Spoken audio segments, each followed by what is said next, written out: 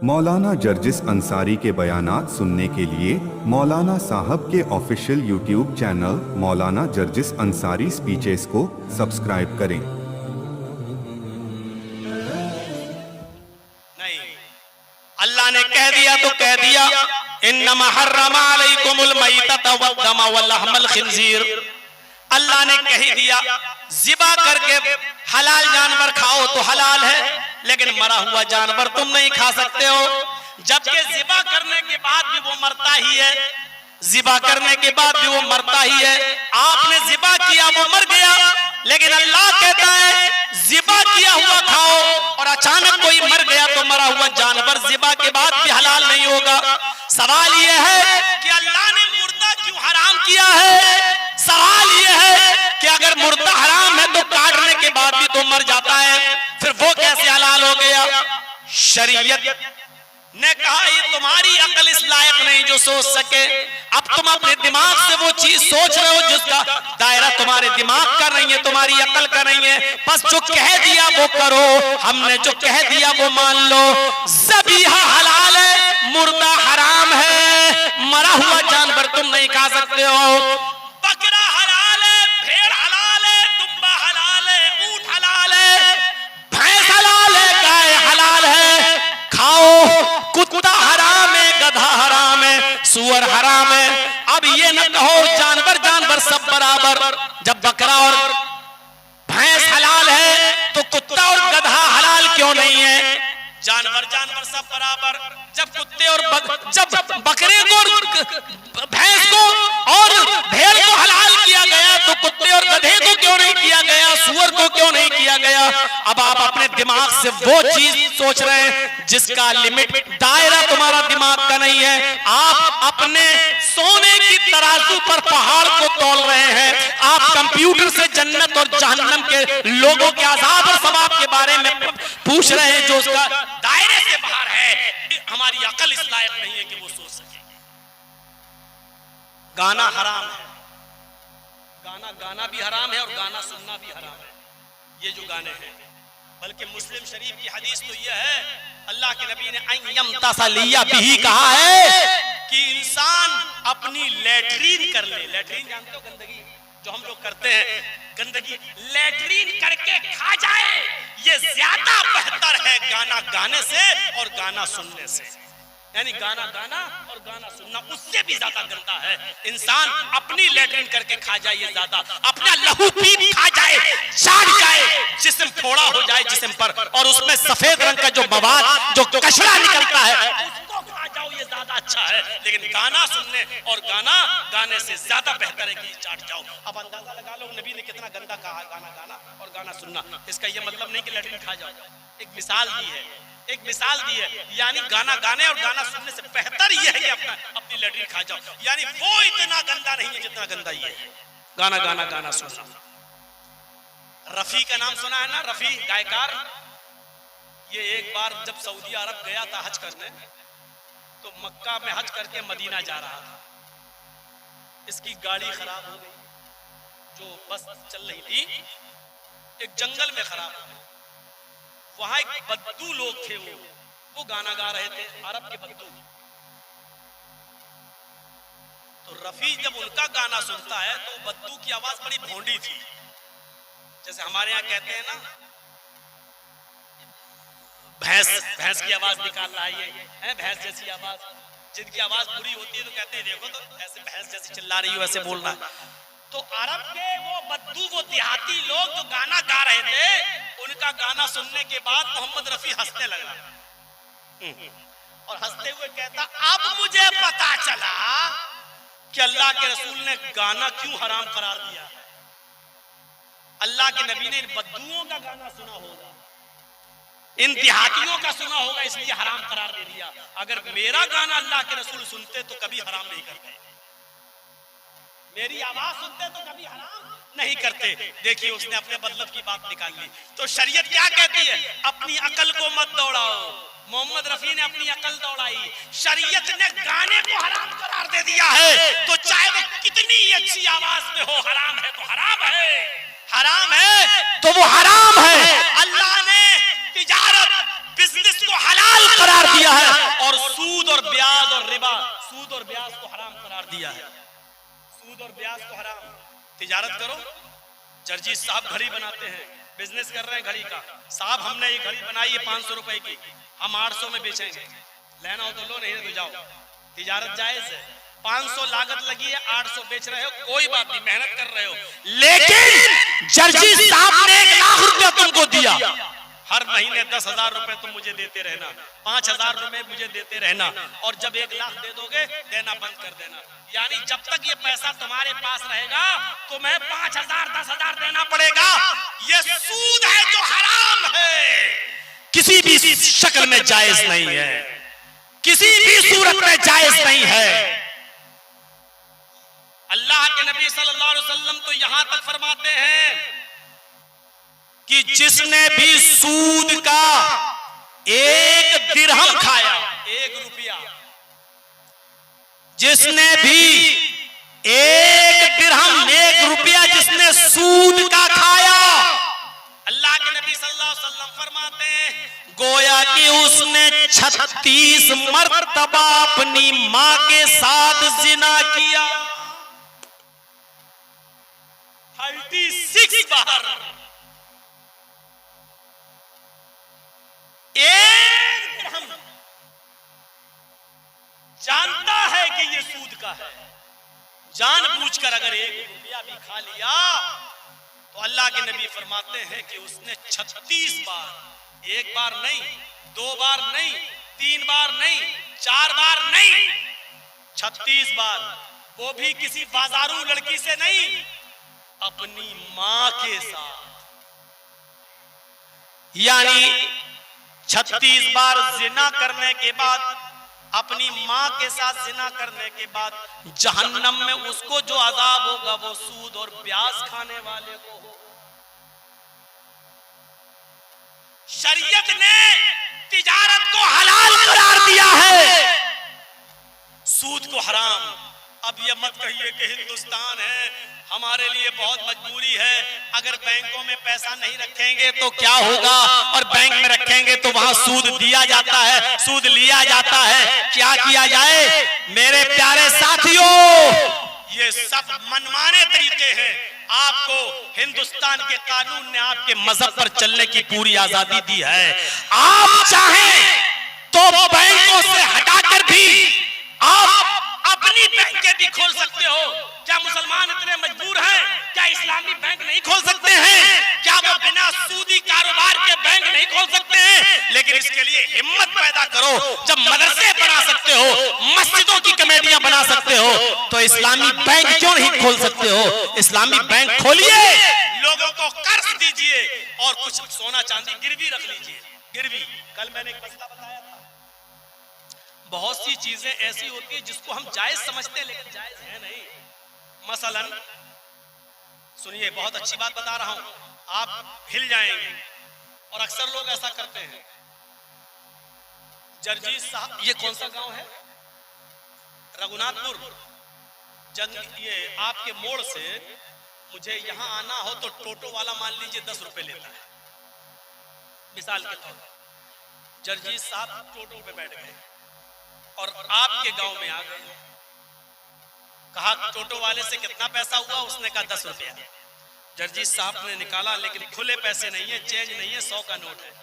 टोटो वाले को दिया, टोटो वाले ने कहा मेरे पास चेंज नहीं है। बगल में एक दुकान थी, सुन लीजिए मसला, बगल में एक दुकान थी। जर्जी साहब ने कहा भाई 100 रुपए के चेंज दे दो। उसने कहा भाई चेंज मेरे पास भी नहीं है, अब टोटो वाले को देना है।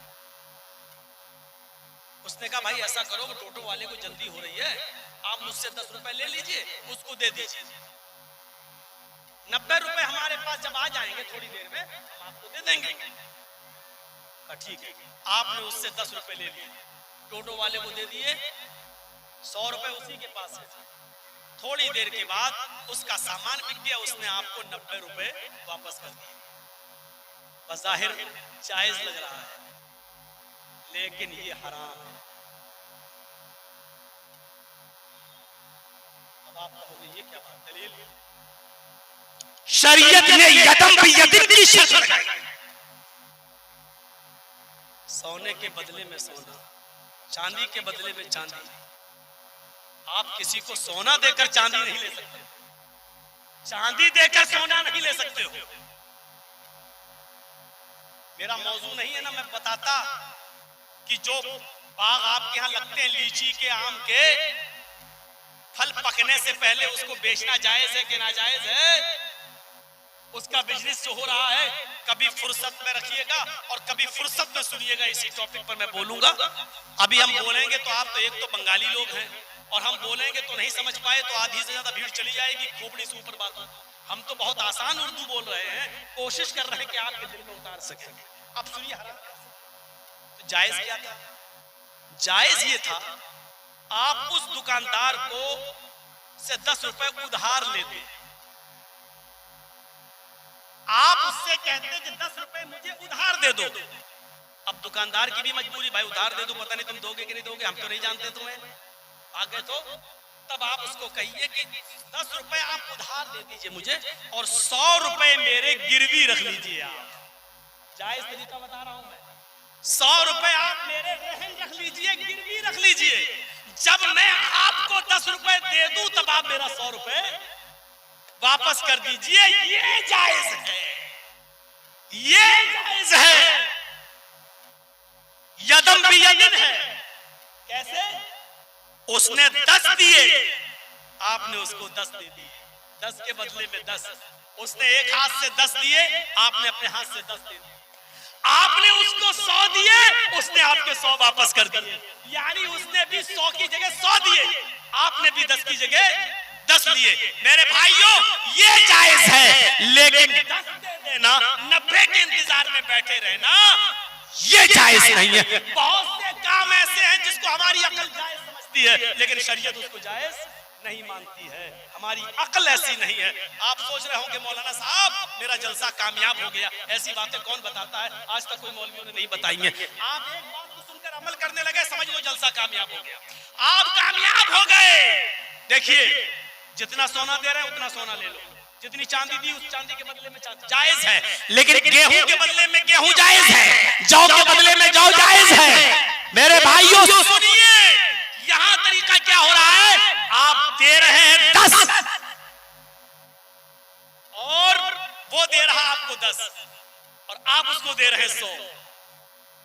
बाद में 90 के इंतजार में बैठे हैं। अगरचे सही लग रहा है, लेकिन चूंकि यहाँ यदम भी यदम की शर्त खत्म हो रही है, जो चीज दी वही लो। उसने 10 दिया था, आप उसको 10 दे दो। उसने 100 रखा था आपके पास, उसने आपका 100 दे दिया। 100 आपने दिया, वो 100 आपको मिल गया। 100 के बदले में 100 और 10 के बदले में 10, ये जायज हो गया।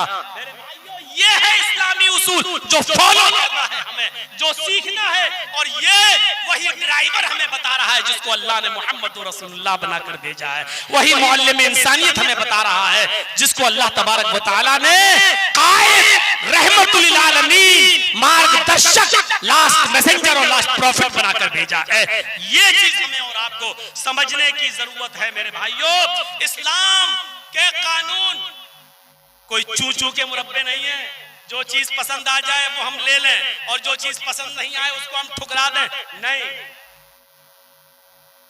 एक मिसाल दे रहा हूं, ये जो है मान लीजिए बिजली का खंभा है, ये नीले रंग का क्या है?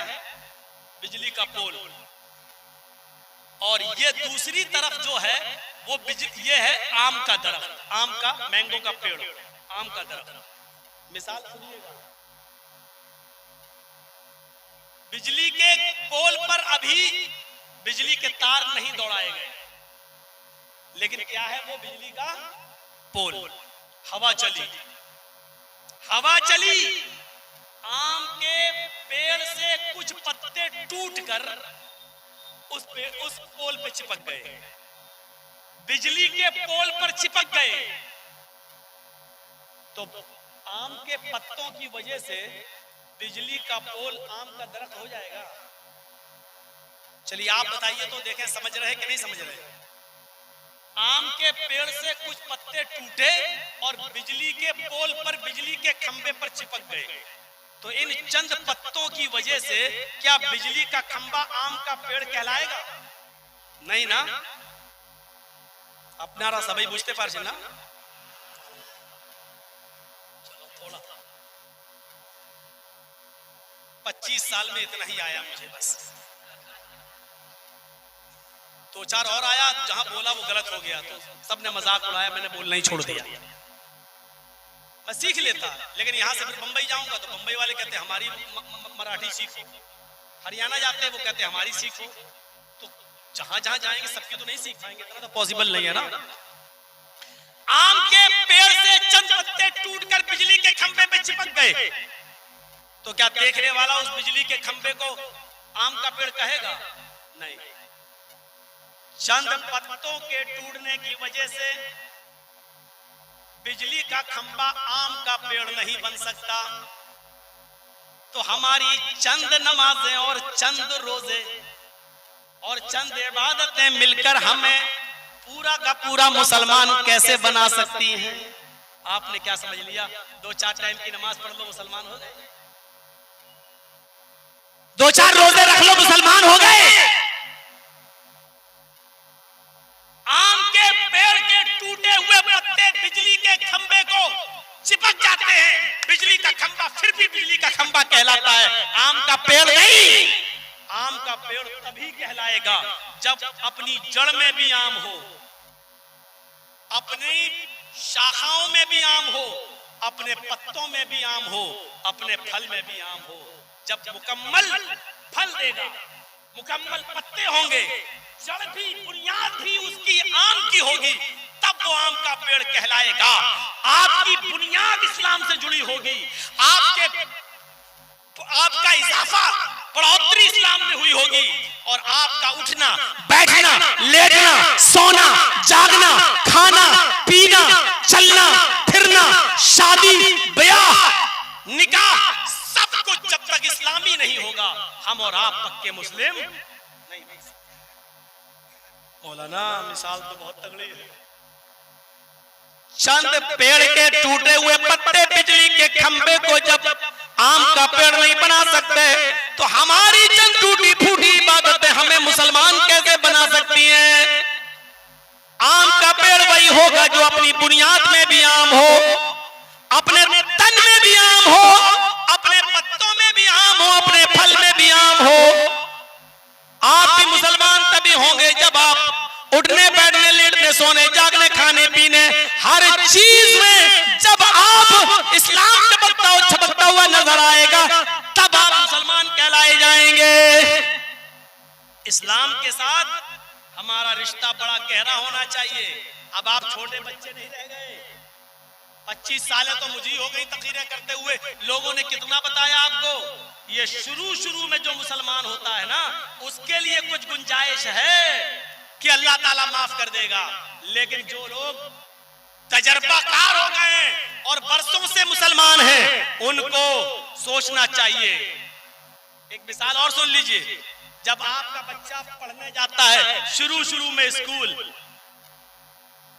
नर्सरी में पढ़ता है, LKG में पढ़ता है, UKG में पढ़ता है, तो मैम उसको क्या देती है लिखने के लिए?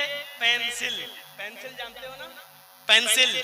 आपका बच्चा A बनाता है, B बनाता है, गलत हो जाता है, रेजर से उसको बिगाड़ दिया जाता है, मिटा दिया जाता है, बेटा फिर लिखो, फिर गलती करता है, फिर मिटा दिया जाता है, बेटा फिर लिखो। क्यों?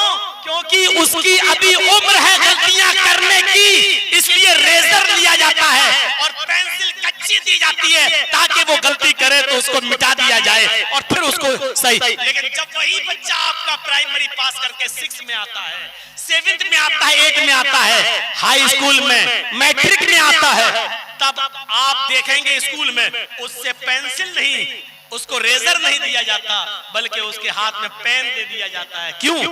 पेन क्यों दिया जाता है? ये पेन इस बात की निशानी होती है कि अब तुम्हारी गलती करने की उम्र खत्म हो गई है, अब जो भी लिखो तो सोच समझ के लिखना, जो भी लिखो गौर करके लिखना, क्योंकि अब अगर कोई चीज गलत लिख गए हो तो रेजर से मिटाई नहीं जा सकती है, क्योंकि अब गलती करोगे तो रेजर मिटाने के लिए नहीं मिलेगा। अब गलती मानी जाएगी क्योंकि गलती करने की उम्र तुम्हारी निकल चुकी है। मेरे भाइयों, जब कोई आदमी शुरू में इस्लाम लाता है, गलती करता है, अल्लाह उसके गुनाह माफ करता रहता है, लेकिन जो आदमी 20 साल से मुसलमान हो, दिन में शराब पियो और रात में फिर तौबा कर ले, दिन में फिर शराब पी ले और रात में फिर तौबा करे और जानबूझ के गुनाह कर ले, तो माफ कीजिएगा फिर अल्लाह गुनाह को माफ नहीं करता। क्योंकि अब आप पुख्ता हो चुके हो, अब आपकी हर गलती मिटाई नहीं जाएगी। अब आप जो भी कदम उठाओ सोच समझ के उठाना, क्योंकि अब जो गुनाह करोगे वो लिख दिया जाएगा। अब गुनाह करने की उम्र तुम्हारी खत्म। इस्लाम के साथ हमारा रिश्ता, ये गिलास है और एक मान लीजिए पत्थर है, इसमें पानी भरा हुआ है। ये मान लीजिए एक पत्थर है, ये हमने डाल दिया पानी के अंदर। 2 दिन के बाद पत्थर को निकाला, फेंक दिया, अलग कर दिया, पानी अलग पत्थर अलग। ये रिश्ता हमारा नहीं होना चाहिए इस्लाम के साथ। जब चाहा तब हम इस्लाम में घुस गए और जब चाहा तब हमने अपने आप को इस्लाम से निकाल लिया। बल्कि इस्लाम के साथ हमारा रिश्ता कैसा होना चाहिए? ये पानी है ना, इसमें आप गुलाब जामुन बनाने वाला रंग आता है ना, रंग लाल रंग खाने वाला, आप 2 रुपए का रंग लाइए और पानी में डाल दीजिए। लाल रंग डाल दीजिए, ग्रीन रंग डाल दीजिए, पानी में घुल गया। अब इस रंग को अलग करके दिखाइए। कर देंगे? नहीं कर पाएंगे। रंग को अलग नहीं कर पाएंगे, पानी को अलग नहीं कर पाएंगे। पानी ने रंग को अपने अंदर जज्ब कर लिया और रंग ने भी पानी को अपने रंग के अंदर ढाल लिया। न रंग पानी को छोड़ने के लिए तैयार है और न पानी कलर को। देख रहे हैं आप? ये रिश्ता हमारा इस्लाम के साथ होना चाहिए। इस्लाम हमारी जिंदगी में ऐसा होना चाहिए कि कोई हमसे इस्लाम निकाले तो न इस्लाम हमसे निकले न हम इस्लाम से निकले। हमारी जान चली जाए लेकिन इस्लाम हमारे पास से न जाने पाए। रंग की और पानी की तरह हमारा रिश्ता इस्लाम से होना चाहिए। जैसा हजरत सुमैया रजी अल्लाह ताला अन्हा का था, जब उनके बेटे अम्मार को और उनके शौहर हस्बैंड यासिर को उनके सामने बांध दिया गया और सुमैया को एक मैदान में खड़ा कर दिया गया, पीछे से उनके हाथ बांध दिए गए और सुमैया के कपड़े फाड़ दिए गए। तबकात देखिए अपने साथ की, सुमैया को बिल्कुल न्यूड कर दिया गया, नंगा कर दिया गया और सुमैया से कहा गया, ऐ सुमैया बता, क्या अब भी तू मोहम्मद का दीन छोड़ेगी, इस्लाम छोड़ेगी? कहने लगी, हाशा वकल्ला, हरगिज नहीं। एक नेजा लिया, नेजा जानते हो ना, बहुत नोकदार नेजा, धारदार, और वो लेकर आया और दौड़ता हुआ आया और सुमैया की गुप्तांग में, सुमैया की शर्मगाह में वो नेजा दाखिल कर दिया, इंटर कर दिया। एक तो होता ऐसे मार देना, एक होता दौड़ते हुए आना और पूरी ताकत से मार देना। सुमैया रज़ी अल्लाह ताला अन्हा के शर्मगाह में वो नेजा मारा, इधर से मारा, नेजा उधर निकल गया, पीछे से हाथ बंधे हैं, बरहना है, नंगी है। सुनना बहुत आसान है, बहुत आसान है सुनना, कोई फर्क नहीं पड़ेगा। जाने कितने मौलाना लोगों ने ये सब बातें बताई हैं, कोई फर्क नहीं पड़ा। कल हम वही करेंगे जो करते आए। सुमैया रज़ी अल्लाह ताला अन्हा के नेजा मारा, इधर से मारा, उस पार निकाल दिया।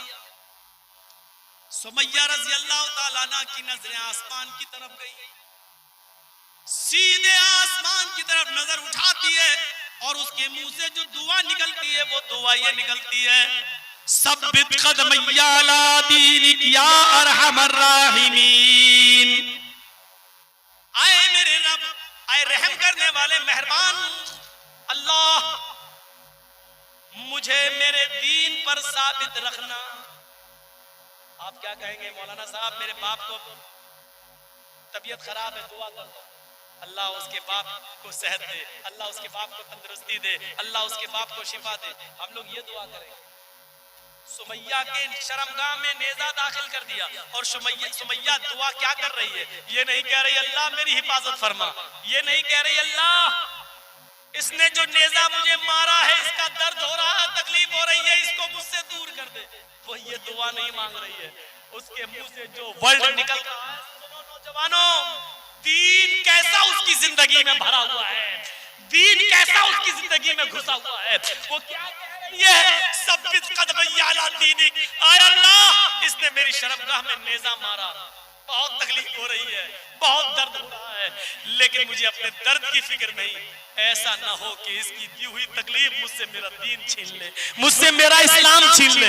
आय अल्लाह मुझे इस्लाम पर साबित कदम रख। नमाज के बाद दुआ मांगा करो। अल्लाह के रसूल ने दुआ सिखाई है, या मुसर्रिफल कुलूबी सर्रिफ कल्बी अला दीनी। ये दुआ मांगा करो, या मुसब्बितल कुलूबी सब्बित कल्बी अला दीनी। ये भी दुआ पढ़ा करो, नमाज के बाद भी पढ़ा करो, क्योंकि दिल इंसान के इख्तियार में नहीं होता है, बहकता रहता है, इसलिए ये दुआ पढ़ते रहा करो। आए दिलों के पलटने वाले मेरे दिल को अपने दीन की तरफ पलट दे, आए दिलों के साबित कदम रखने वाले मेरे दिल को अपने दीन पर साबित कदम रख। ये दुआ याद कर लो, या मुसर्रिफल कुलूबी सर्रिफ कल्बी अला दीनिक। आए दिलों के फेरने वाले मेरे दिल को सिर्फ अपने दीन की तरफ फेर दे। ये जिनको हार्ड होता है ना, दिल घबराता है, हार्ट की प्रॉब्लम है जिनको, हार्ट प्रॉब्लम है जिनको जिनकी घबराहट बहुत ज्यादा होती है, वो भी इस दुआ को पढ़ा करें, वो भी इस दुआ को पढ़ा करें। ये हार्ट पेशेंट लोगों के लिए अच्छी दुआ है, या मुसर्रिफल कुलूबी सर्रिफ कल्बी अला दीनिक। सुमैया रज़ी अल्लाह तआला अन्हा के शर्मगाह में नेज़ा दाखिल किया गया, उस पार निकाल दिया गया। सब्बित कदमैया अला दीनिक। आए मेरे परवरदिगार, मेरे दिल को अपने दीन पर साबित रखना। आय अल्लाह, ये इसकी दी हुई तकलीफें कहीं मुझसे मेरा दीन न छीन बैठे। उसने कहा अच्छा अभी भी नहीं मानती है, नहीं मानती। उसने कहा 2 ऊंट लाओ। सुनो मंजर, 2 ऊंट आ गए। अबू जहल ने कहा, एक ऊंट का चेहरा ईस्ट की तरफ, दूसरे ऊंट का चेहरा वेस्ट की तरफ, एक का पूरब की तरफ, दूसरे का पश्चिम की तरफ। सुमैया का ये पैर इस ऊंट से बांधा, दूसरा पैर दूसरे ऊंट से बांधा, हाथ में कोड़ा लिया, जमीन पर फेंक दिया। ऐ सुमैया, ये कोड़ा जमीन पर पड़ा है, अभी मैं उठाऊंगा और इन ऊंटों को मारूंगा। ये ऊंट पूरब की तरफ भागेगा, ये ऊंट पश्चिम की तरफ भागेगा, और तेरे जिस्म के 2 टुकड़े हो जाएंगे, बीच से चीर दी जाएगी। अब भी समझ जा, क्या अभी भी इस्लाम को छोड़ती है या नहीं, मोहम्मद का दीन छोड़ती है या नहीं? उसने कहा अबू जहल, ये जमीन पर कोड़ा पड़ा हुआ है, मेरे हाथ पीछे से बंधे हैं, अगर खुले हुए होते तो मैं ये कोड़ा उठाकर तुझे खुद दे देती। ले कहा इसका मतलब नहीं मानेगी।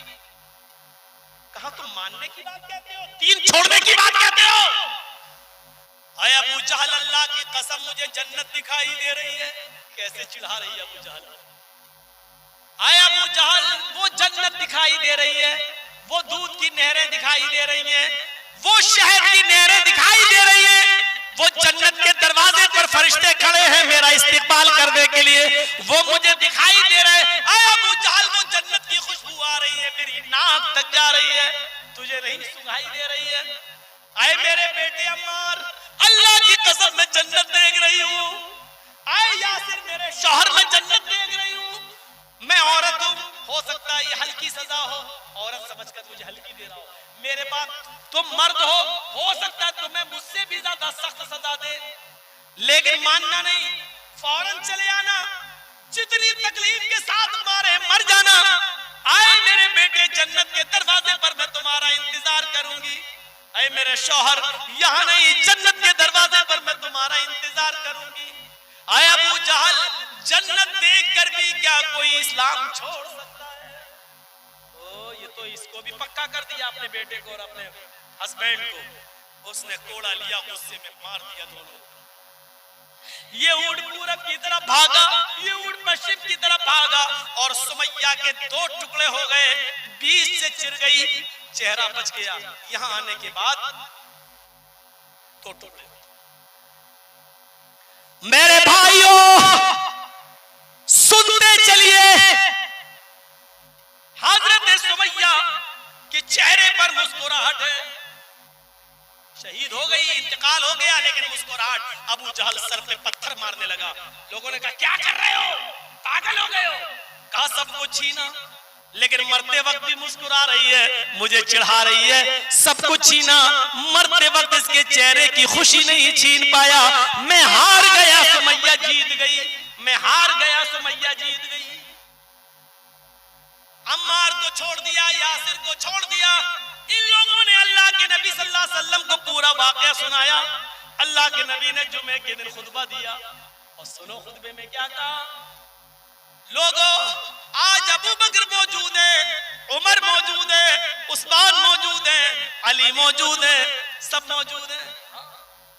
आज नबी खुतबा दे रहे हैं, आए अबू बकर तुम भी जन्नत में जाओगे, उमर तुम भी जन्नत में जाओगे, उस्मान तुम भी जन्नत में जाओगे, अली तुम भी जन्नत में जाओगे। फिर आप कहते हैं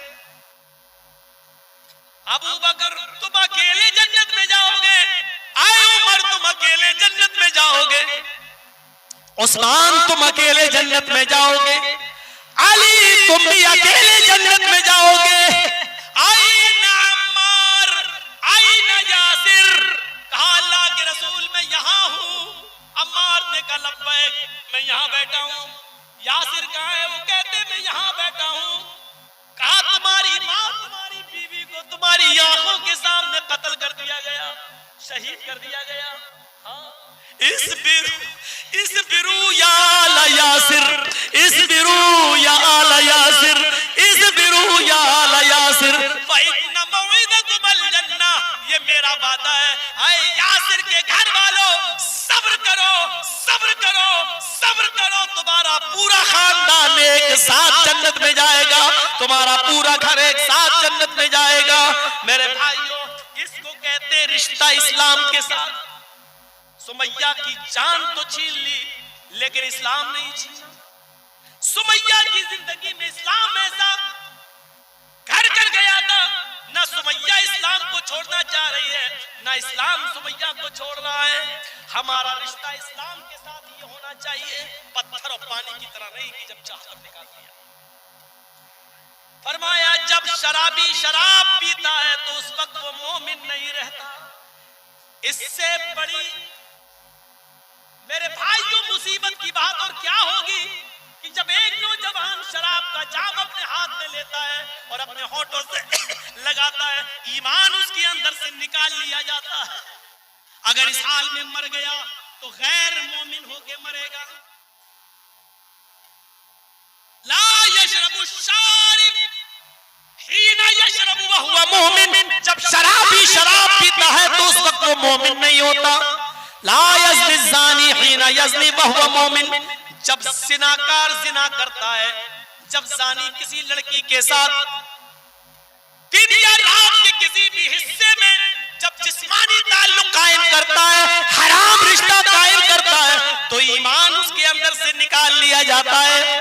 चोर जब चोरी करता है तो जिस वक्त वो चोरी करता है, ईमान उसके अंदर से निकाल लिया जाता है। मेरे भाइयों, इससे बड़ा अलमिया और क्या होगा हमारे समाज में, हमारी सोसाइटी के अंदर, क्या हम ये ना सोचे कि ईमान हमारे अंदर से निकाल लिया जाता है। इस हाल में अगर कोई शख्स मरता है तो वो गैर मोमिन होकर मरेगा। तो 12:20 हो चुके हैं मेरे भाइयों। अंदाजा लगाइए इस्लाम के ताल्लुक से ये चंद बुनियादी बातें जो हमने रखी है। मुझे उम्मीद है कि इंशाअल्लाह इस्लाम के साथ आप अपना रिश्ता मजबूत रखेंगे। इस्लाम तौहीद का दर्स देता है, इस्लाम इंसानियत का दर्स देता है, इस्लाम मानवता सिखलाता है। इसलिए इस्लाम को अपनाइए और अपनी जिंदगी के अंदर रच लीजिए। बस थोड़ा सा और 2 मिनट के लिए आप बैठ जाइए, तो इस्लाम को अपनी जिंदगी के अंदर आप समा लीजिए और फिर देखिए किस तरीके से तरक्की होती है। दूसरी बात सुन लीजिए मेरे भाइयों, आज हमारी बर्बादी के असबाब में से एक सबब यह है कि हम हर अमल में रिया और नमूद कर रहे हैं। कुर्बानी का बकरा लाए, फोटो खींच लिया, व्हाट्सएप पे डाल रहे, 25,000 का बकरा मैं खरीद के लाया, रिया नमूद। रमजान में 10 आदमियों को बुलाकर रोजा इफ्तार करा रहे हैं, फोटो खींच रहे हैं, व्हाट्सएप पे डाल रहे हैं, मैसेंजर पे, आज हमने 10 लोगों को रोजा इफ्तार कराया।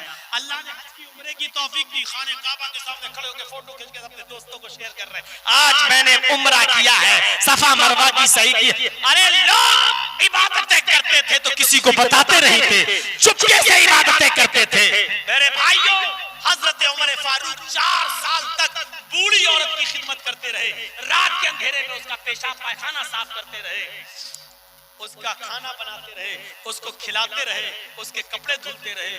और 4 साल के बाद चुपके से किसी ने देख लिया तो कहा अमीरुल मोमिनीन गलती हो गई, मुझे नहीं मालूम था कि आप रात में ये काम करते हैं। तो रोने लगे, अल्लाह आज मेरी नेकी जाहिर हो गई है, अल्लाह मैं ये काम तेरे लिए कर रहा था, लेकिन आज हजरत तुफैल को मेरे काम का पता चल गया। रोते थे मेरे भाइयों, आज हम जो भी अमल कर रहे हैं दूसरे को दिखा रहे हैं। उन्हीं चीजों में से एक बुराई हमारे पास आ गई है कि मौलाना लोगों की सेल्फी लेना, उनके साथ खड़े होकर फोटो खिंचाना। अल्लाह के नबी ने फरमाया, इन्ना अशद्दन्नास अज़ाबन यौमल क़यामह मुसफ़िरून, कयामत के दिन सबसे ज्यादा सख्त अज़ाब, सबसे ज्यादा सख्त अज़ाब, जुमले पर गौर करो, सबसे ज्यादा सख्त अज़ाब उसको होगा जो दुनिया के अंदर तस्वीरें बनाता होगा, जो दुनिया के अंदर तस्वीरें लेता होगा। ये फोटो वगैरह मोबाइल के मौके पर पासपोर्ट वगैरह के लिए जायज था, आधार कार्ड वगैरह के लिए जायज था, लेकिन हमने उसका इतना गलत इस्तेमाल करना शुरू कर दिया कि अब अगर अपनी बीवी से कहते हो कहाँ हो जलसे में, किसके जलसे में, मौलाना जर्जीस, अच्छा फोटो लेके भेजो, तो वो भी यकीन नहीं कर रही है जब तक आप फोटो नहीं भेज रहे हैं। आज बहुत से लोग अपनी दुकान पे जर्जीस को इसलिए चाय पिलाते हैं कि मेरी दुकान पे आ जाएंगे और सेल्फी ले लेंगे, हमारी दुकानदारी बढ़ जाएगी, कहेंगे लोग देखो मौलाना जर्जीस साहब हमारी दुकान पे आए। ये सारी चीजें गैर मुनासिब हैं और शरीयत इतनी इजाजत नहीं देती है। मेरी तकरीर की वीडियो बन गई है, ये ठीक है, आज जंगीपुर में हो रही है, रघुनाथपुर में, अब कल ये यूट्यूब पे पड़ जाएगी, पूरी दुनिया सुन लेगी। जर्जीस अंसारी ऑफिशियल चैनल पर या राजधानी चैनल पर आप इसको देख सकते हैं, यही 2 चैनल हमारे हैं, आप इस पर हमारी तकरीर को सुन सकते हैं, वहां से आप डाउनलोड वगैरह करना चाहें तो कर लें। मेरे भाइयों, इस हद तक जायज है, लेकिन किसी चीज का गलत इस्तेमाल करना और सेल्फी वगैरह लेके लोगों में शेयर करना, ये अजाब को दावत देना है। मेरी तरफ से तो परमिशन नहीं है। अब चुपके से अगर आप फोटो खींचेंगे तो अजाब सवाब के हकदार और जिम्मेदार आप होंगे। अब आप सोचिएगा, मैंने तो अपनी बात कह दी है। अल्लाह ताला हमें इस्लाम के अंदर, मैंने कहा ना, इस्लाम में ऐसे रंग जाओ कि हम पूरे के पूरे मुस्लिम नजर आए, तो हमें इस तरीके का मुसलमान अल्लाह ताला बनाए।